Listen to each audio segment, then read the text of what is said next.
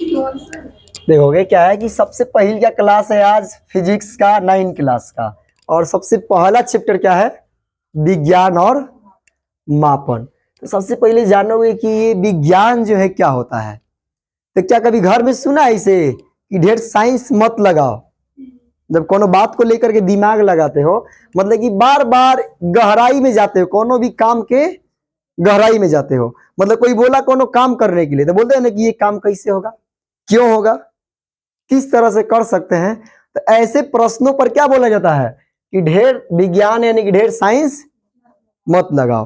करने का मतलब है कि जिससे कोई तुम्हारे सामने कोई घटना हुआ है, चाहे कोई कार्य है, जैसे मान लो कि तुमको एकदम लोहा दे दिया गया है भारी, और तब उस पर पूछ रहे हो कि ये लोहा जो है भारी है, क्यों भारी है, कैसे भारी है, कैसे बना हुआ है। तो इतना जब गहराई के प्रश्न करोगे तो ये क्या हो जाएगा कि इस पर तुम प्रयोग करोगे, परीक्षण कर रहे हो, कुछ ना कुछ क्रमबद्ध तरीका से स्टेप बाय स्टेप पूछ रहे हो। तो इस तरह के इसके फलस्वरूप जो ज्ञान मिलेगा उसी का नाम है विज्ञान। यानी जब भी कोई चीज हम क्रमबद्ध तरीका से करेंगे, कहने का मतलब कि एक चीज यहाँ इतना बड़ा गोला कर दिए हैं और एक चीज यहाँ इस तरह से कर दिए हैं, ये दोनों दिख रहा है ना, ये वाला और ये वाला लाइन, नहीं दिख रहा है। अब इसके पर हम साइंस लगाओगे, अध्ययन करोगे। करने का मतलब स्टेप बाय स्टेप पूछने का क्वेश्चन है कि हम पूछेंगे ये जो है क्या है, एक बड़ा गोला है और ये वाला छोटा है। अब पूछने का रीजन आएगा कि ये वाला जो गोला है ये क्यों दिखाई दे रहा है और ये वाला गोला क्यों कम दिखाई दे रहा है, ज्यादा देखने में परेशानी हो रहा है।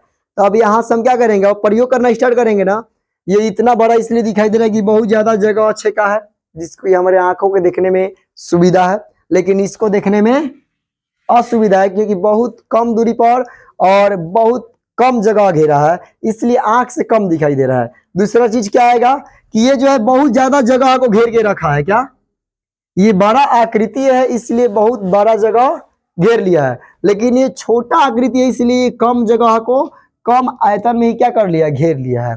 तो इससे हमें ज्ञान मिल रहा है कि नहीं कि जो बड़ा आकृति है उसको बड़ा जगह चाहिए, बड़ा आयतन चाहिए, लेकिन जो छोटा है उसके लिए कम जगह चाहिए, यानी कि कम आयतन की जरूरत है। इसके बाद और क्या ज्ञान मिल सकता है कि ये जो बड़ा है तो इसका घनत्व भी ज्यादा होगा, इसका द्रव्यमान भी ज्यादा होगा, लेकिन ये जो छोटा है तो इसका घनत्व भी कम है, इसका द्रव्यमान भी क्या है, कम है। समझ में आ रहा ना।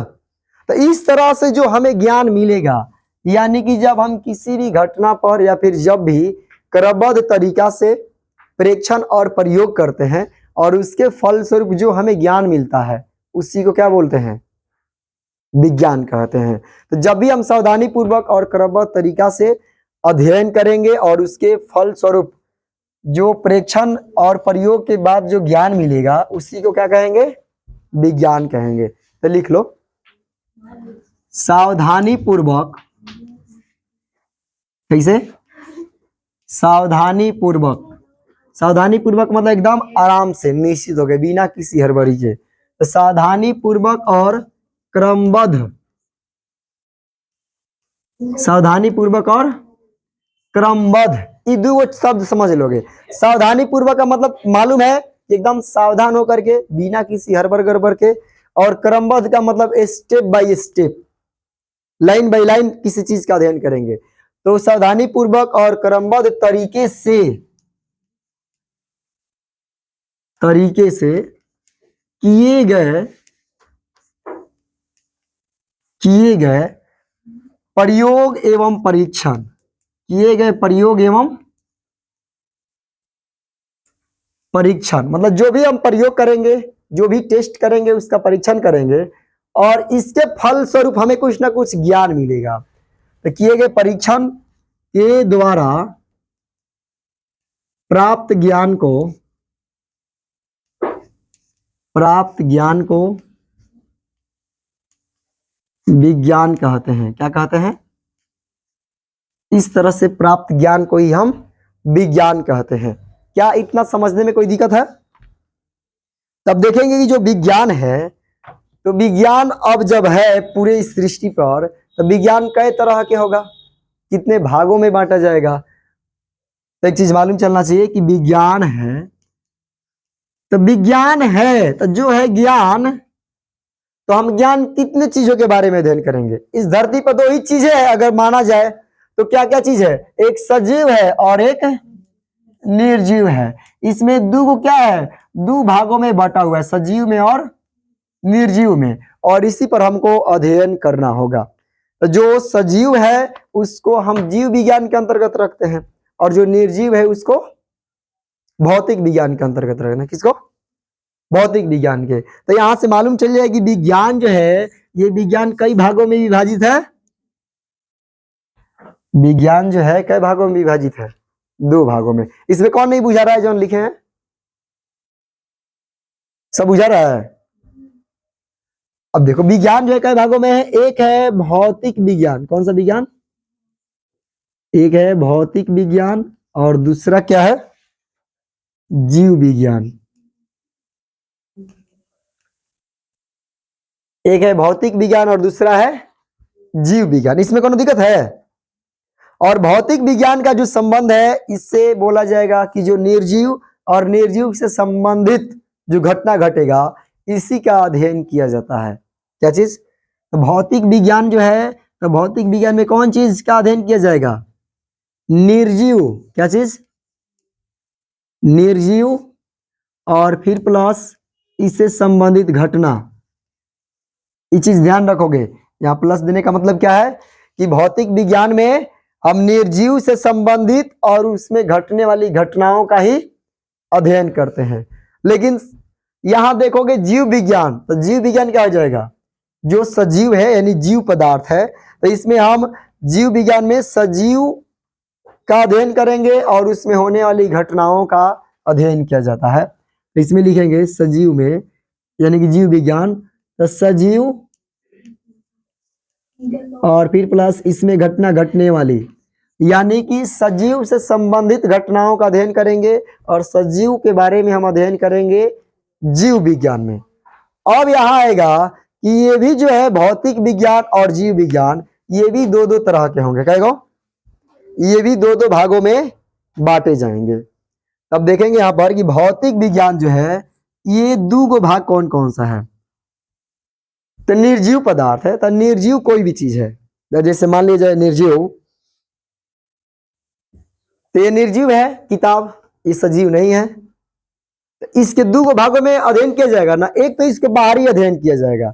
तो बाहरी अध्ययन मतलब क्या, इसका कलर कैसा है, कितना मोटा है, कितना इसका आयतन है, समझ रहे हो ना, इसका आकृति कैसा है। तो ये सभी जो बाहरी अध्ययन करेंगे ये हो जाएगा भौतिकी। क्या हो जाएगा, भौतिकी, यानी कि फिजिक्स। क्या है, फिजिक्स, भौतिकी। और दूसरा चीज हो जाएगा एक, अब इसके अंदर का अध्ययन करेंगे तो अंदर के बारे में पता चलेगा नहीं कौन कौन सा चैप्टर है, कौन सा चैप्टर किस पेज नंबर से लेकर के कौन सा पेज नंबर तक है, किसमें कौन सा क्वेश्चन है, कौन सा ज्ञान दिया गया है। तो ये हो जाएगा आंतरिक अध्ययन। तो जो हम आंतरिक अध्ययन करेंगे वो हो जाता है रसायन विज्ञान। क्या चीज, यानी कि इसको हम रसायन शास्त्र बोलते हैं, रसायन शास्त्र यानी कि केमिस्ट्री। अब समझ में आया, भौतिक विज्ञान। तो भौतिक विज्ञान जो है इसमें निर्जीव का अध्ययन किया जाएगा, एक बाहरी भाग का जो कि फिजिक्स हो जाएगा, और एक हो जाएगा आंतरिक भाग का अध्ययन जिसमें हम केमिस्ट्री अध्ययन करेंगे यानी कि रसायन शास्त्र। और ये होता है भौतिक विज्ञान यानी कि फिजिकल साइंस बोला जाता है। क्या बोलता है, फिजिकल साइंस। और ये एक चीज यहाँ नोट करोगे, फिजिकल, कोई भी जब मेडिकल कराने के लिए जाता है, मेडिकल टेस्ट डिफेंस के लिए, तो उसका फिजिकल होता है ना, फिजिकल बोला जाता है, सुना लोगों ने कि फिजिकल इसका टेस्ट है। इसका मतलब कि वहां पर उसका भौतिकी बाहरी रंग रूप आकार देखा जाता है, हड्डी टूटा फूटा है कि नहीं, और आंतरिक देखा जाता है कि कान खराब है कि नहीं, ठीक से सुनता है कि नहीं, आंख में कोई गड़बड़ी है कि नहीं है, लीवर में कोई प्रॉब्लम है कि नहीं है, समझे है ना। ये सारा चीज क्या होता है, फिजिकल टेस्ट में उसका आंतरिक और बाहरी अध्ययन किया जाता है। अब देखेंगे यहाँ सजीव, कि सजीव जो है ये भी दो भागों में होता है। तो सजीव कई तरह के होगा, एक वनस्पति जो पेड़ पौधा है, और दूसरा प्राणी विज्ञान जिसमें हम लोग या फिर जितने जो चलने वाले पशु हैं जितने जीवित बैक्टीरिया हैं इन सभी का अध्ययन किया जाता है। तो यहाँ है जीव विज्ञान। तो जीव विज्ञान में दो भाग है, एक वनस्पति, तो वनस्पति मतलब जिसमें पेड़ पौधा का अध्ययन हो, एक आ जाएगा वनस्पति। तो वनस्पति विज्ञान, और वनस्पति विज्ञान में क्या आ जाएगा, पेड़ पौधा। और वनस्पति जो विज्ञान है इसको बोटनी बोला जाता है। क्या बोला जाता है, बोटनी। और इसमें पेड़ पौधा से संबंधित जो है इसका अध्ययन किया जाता है। क्या चीज से, पेड़ पौधा से संबंधित घास फूस जो कुछ भी है ये सभी इसमें अध्ययन होता है। इसके बाद आता है प्राणी विज्ञान। तो प्राणी विज्ञान में क्या आ जाएगा, कुत्ता सियार गाय भैंस, उसमें हम लोग आदमी, ये सभी जो चीज है जितना जानवर हो या प्राणी हो इन सभी का अध्ययन किया जाता है प्राणी विज्ञान में। प्राणी विज्ञान जिसको हम जूलॉजी बोलते हैं। क्या बोलते हैं, जूलॉजी, यानी जूलॉजिकल साइंस हो जाएगा। कोई दिक्कत है इतना में, तो इतना के लिए फर्स्ट क्लास काफी है।